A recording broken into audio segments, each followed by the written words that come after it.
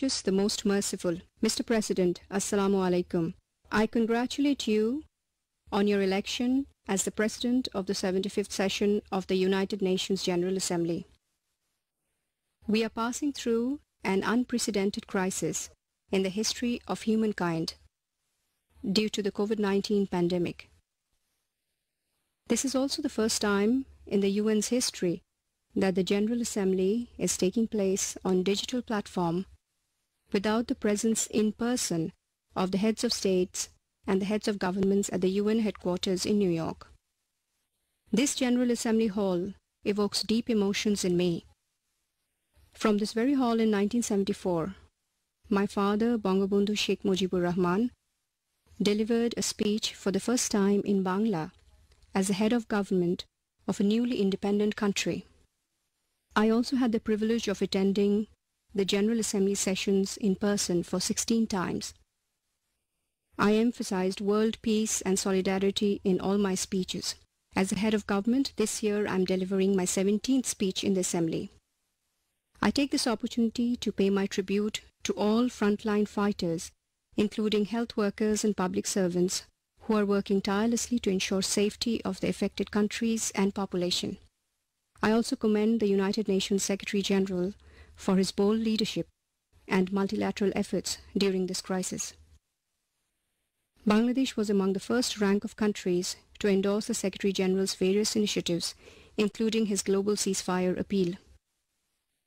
Just as the Second World War created opportunities for countries to come together in their efforts to cooperate through the establishment of the United Nations, similarly, this pandemic has emphasized the need for collective action under the guidance of right leadership.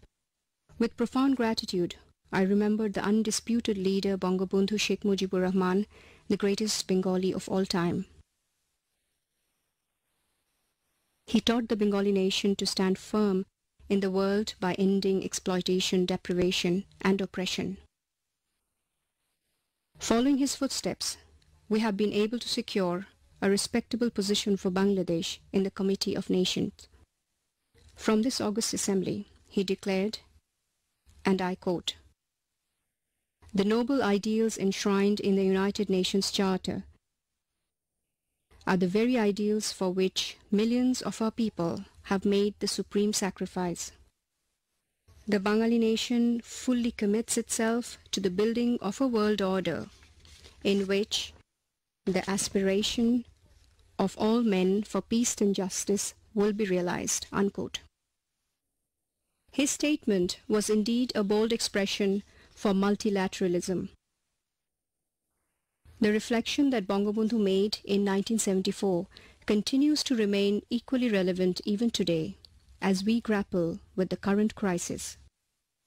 This year is particularly significant for the Bengali nation as we are celebrating the birth centenary of the father of our nation. Our reflection on his life, struggle and sacrifice and celebration of his achievements is a source of our encouragement for brighter future and give us the hope to cope with the challenge of COVID-19. On the birth centenary, we, on behalf of all deprived people and nations, pay rich tribute to Bangabandhu.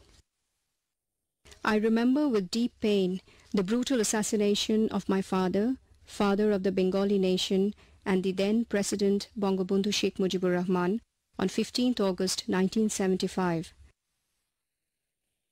along with 18 members of my family, including my mother, 3 brothers, 2 sisters-in-law. The lives of myself and my younger sister were fortunately spared as we were out of the country at that time. We had to stay abroad as refugees for 6 long years. I mention this to this assembly so that the world does not see the repetition of such heinous, brutal and unjust killings ever. সভাপতি, COVID-19 প্রমাণ করেছে আমাদের সকলের ভাগ্য একই সূত্রে গাঁথা। আমরা কেউই সুরক্ষিত নই যতক্ষণ পর্যন্ত না আমরা সকলের সুরক্ষা নিশ্চিত করতে পারছি। এই ভাইরাস আমাদের অনেকটাই ঘরবন্দি করে ফেলেছে, যার ফলে স্বাস্থ্য ব্যবস্থার পাশাপাশি অর্থনৈতিক কর্মকাণ্ড মারাত্মকভাবে ব্যাহত হয়েছে। বাংলাদেশে 2018-19 অর্থ বছরে 8.2% হারে জিডিপি প্রবৃদ্ধি অর্জন সম্ভব হয়েছিল, কিন্তু কোভিড-19 আমাদের এই অগ্রযাত্রা বাধাগ্রস্ত করেছে। তবে বাংলাদেশে আমরা প্রথম থেকেই জীবন ও জীবিকা দুই ক্ষেত্রেই সমানভাবে গুরুত্ব দিয়ে কার্যক্রম শুরু করেছিলাম। দেশের ব্যবসা বাণিজ্য উৎপাদন যাতে ব্যাপক ক্ষতির সম্মুখীন না হয় তার জন্য বিভিন্ন প্রণোদনার ব্যবস্থা করেছি। আমরা সামাজিক নিরাপত্তা কর্মসূচির পরিধি ব্যাপকভাবে বৃদ্ধি করেছি। দেশের মুক্তিযোদ্ধাদের জন্য আমরা প্রতি বছর প্রায় 39 বিলিয়ন টাকা বরাদ্দ করি। এছাড়া বয়স্ক ভাতা, বিধবা ও স্বামী পরিত্যক্তা মহিলাদের জন্য ভাতা, প্রতিবন্ধী ভাতা এবং সমাজের অনগ্রসর শ্রেণী সহ অন্যদের জন্য বিভিন্ন কর্মসূচি ও ভাতার প্রচলন করেছি, যার মাধ্যমে প্রায় 9.1 মিলিয়ন পরিবার উপকৃত হচ্ছেন। কোভিড-19 বিস্তারের কারণে কর্মহীন হয়ে পড়া মানুষের জন্য আমরা তাৎক্ষণিকভাবে খাদ্য ও অন্যান্য সহায়তার ব্যবস্থা নিয়েছি। এতে 10 মিলিয়নের বেশি পরিবার উপকৃত হয়েছেন। আমরা 4 মিলিয়ন শিক্ষার্থীকে শিক্ষাবৃত্তি প্রদান করেছি।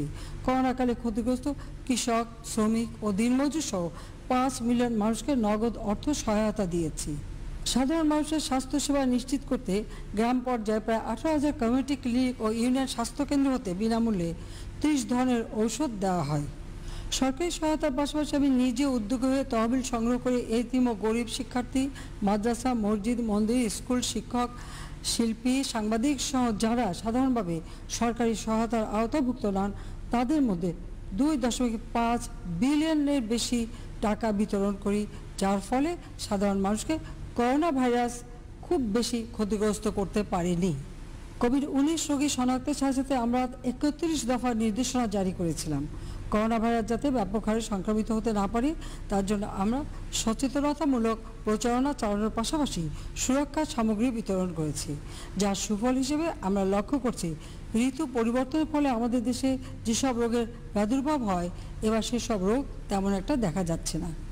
আর্থিক খাতের আশু সমস্যাগুলি চিহ্নিত করে আমরা 21টি প্রণোদনা প্যাকেজ ঘোষণা করি।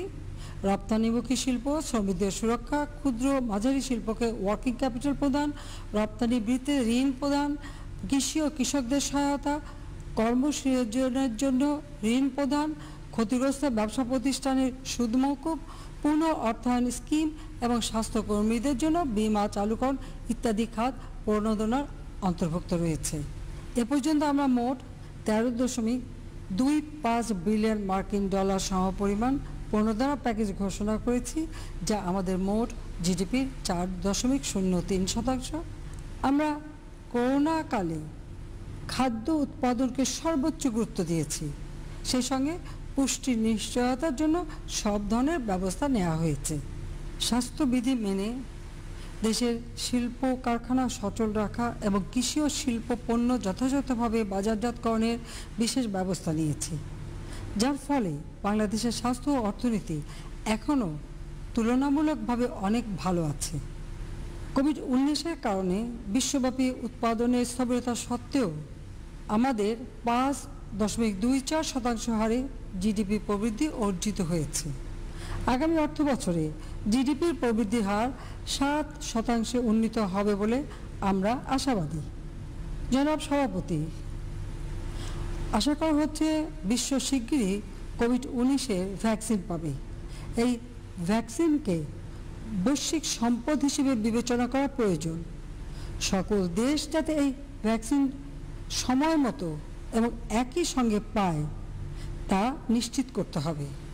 কারিগরি জ্ঞান ও মেধাস্বত্ব প্রদান করা হলে এই ভ্যাকসিন বিপুল পরিমাণে উৎপাদনের সক্ষমতা বাংলাদেশে রয়েছে।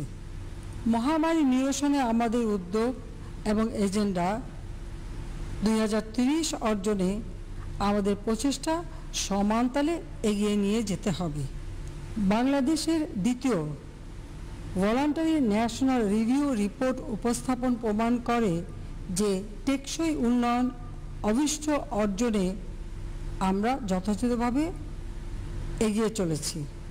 বাংলাদেশকে আমরা 2021 সালের মধ্যে একটি মধ্যম আয়ের দেশ, 2030 সালের মধ্যে এসডিজি অর্জন, 2041 সালের মধ্যে উন্নত দেশ এবং 2100 সালের মধ্যে সমৃদ্ধ বদ্বীপে পরিণত করতে কাজ করে যাচ্ছি। প্রযুক্তিগত বিভাজন নিরসন, সম্পদ আহরণ ও প্রযুক্তি স্থানান্তরের জন্য আমাদের বিজ্ঞান প্রযুক্তি উদ্ভাবনকে কাজে লাগানো প্রয়োজন।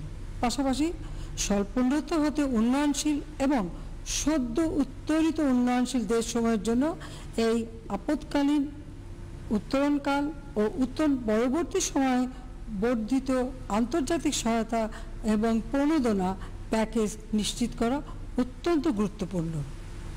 প্রবাসী শ্রমিকগণ স্বাগতিক ও নিজ দেশের অর্থনীতিতে বড় ধরনের অবদান রেখে চলেছেন। এই মহামারীর কারণে অনেক শ্রমিক কাজ হারিয়েছে, অনেককে নিজ দেশে পাঠিয়ে দেওয়া হয়েছে।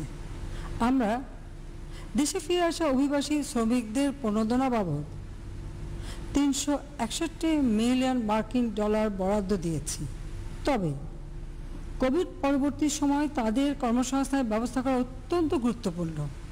আমি অভিবাসী শ্রমিকদের বিষয়টি সহমর্মিতার সঙ্গে ও ন্যায়সঙ্গতভাবে বিবেচনা করার জন্য আন্তর্জাতিক সম্প্রদায় ও অভিবাসী গ্রহণকারী দেশসমূহের প্রতি আহ্বান জানাচ্ছি।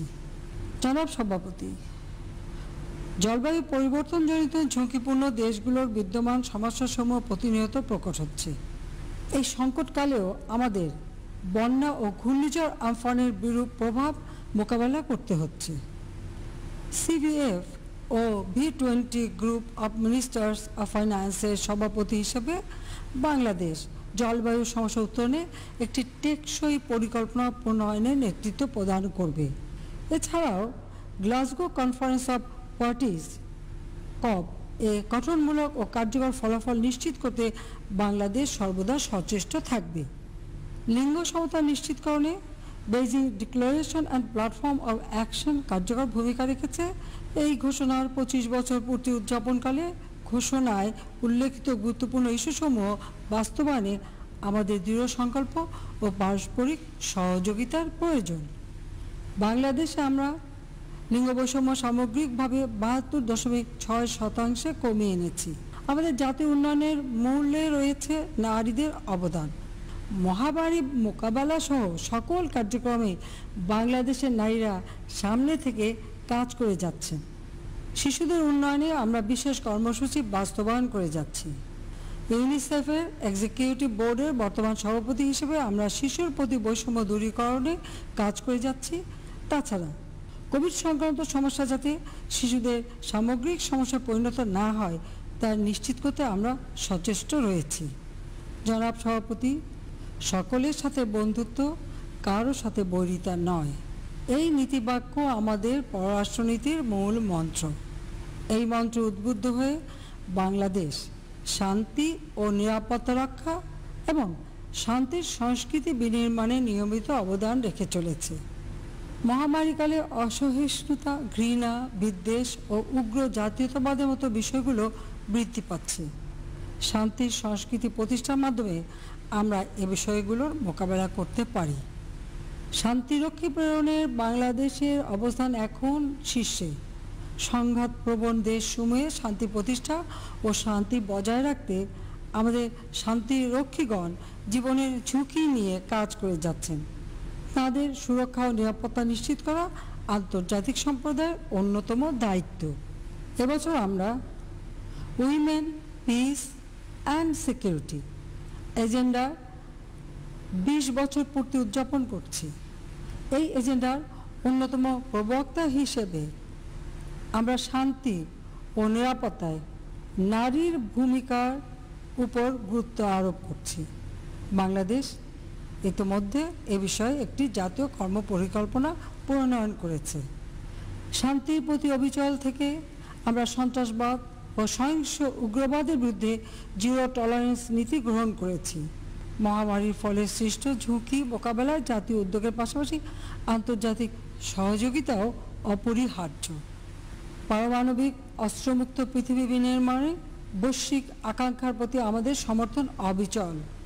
সে বিবেচনা থেকে পরমাণু প্রযুক্তির শান্তিপূর্ণ ব্যবহারের বিষয়ে উন্নয়নশীল দেশসমূহের কার্যক্রমকে আমরা জোর সমর্থন জানাই।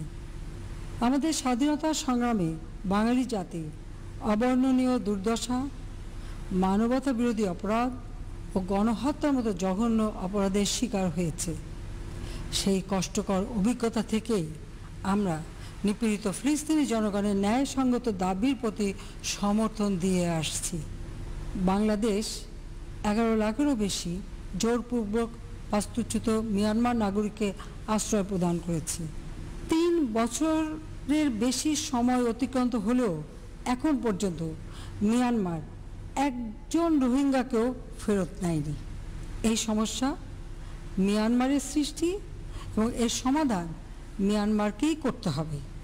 আমি আন্তর্জাতিক সম্প্রদায়কে এ ব্যাপারে আরও কার্যকর ভূমিকা গ্রহণের অনুরোধ জানাচ্ছি। জনাব সভাপতি, কোভিড-19 মহামারীর কারণে বিদ্যমান বৈশ্বিক চ্যালেঞ্জসমূহ আরও প্রকট হয়েছে।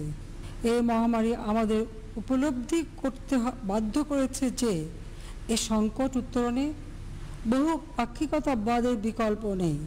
জাতিসংঘের 75তম বছর পূর্তিতে জাতিসংঘ সনদে অন্তর্নিহিত বহু পাক্ষিকতাবাদের প্রতি আমাদের অগাধ আস্থা রয়েছে। জাতীয় পর্যায়ে বহু প্রতিকূলতার মধ্যেও বহু পাক্ষিকতাবাদের আদর্শ সমুন্নত রাখতে আমরা বদ্ধপরিকর। পাশাপাশি আমরা আমাদের জাতির পিতার স্বপ্নের সোনার বাংলাদেশ বিনির্মাণে নিরবচ্ছিন্নভাবে কাজ করে যাচ্ছি। দারিদ্র ও শোষণমুক্ত সেই সোনার বাংলাদেশ হবে গণতান্ত্রিক মূল্যবোধের উপর প্রতিষ্ঠিত, যেখানে সবার মানবাধিকার নিশ্চিত।